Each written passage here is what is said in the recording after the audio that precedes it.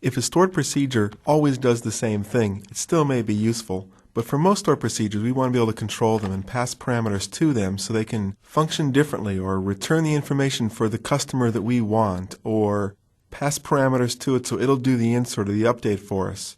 Passing parameters is critical to making stored procedures. So to pass a parameter into a stored procedure, the parameter is declared as a variable right in the create procedure code. In this example, category name is a variable that can accept a parameter.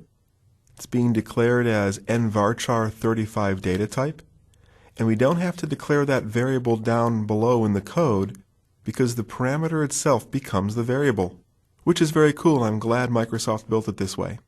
And in this procedure of category get, we can pass in the category name and then use that variable right in the where clause of a select to return back the category name and description.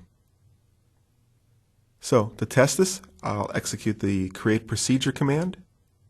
And now if we execute category get and pass to it the parameter of kite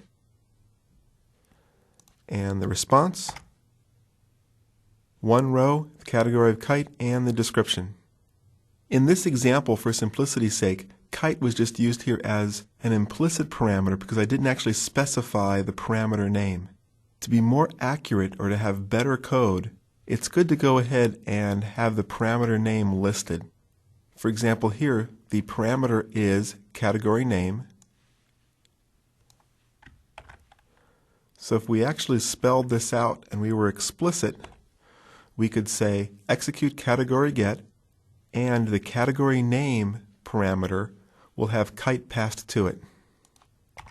The advantage of explicitly listing out your parameter names is that if you have several parameters, it doesn't matter about the order you're passing to them, and your code is much more maintainable. Parameters can have defaults as well. And if you want to have a default for the parameter, simply supply the default value with an equals when the parameter is created. For example, in this version of product category fetch, I guess version 2 of it, the search parameter will default to null. And with a default, now it's no longer a required parameter, but an optional parameter. So, if you pass to it a search value, the code can then search for that value in the where clause. Or, if it's null and optional, it can be ignored.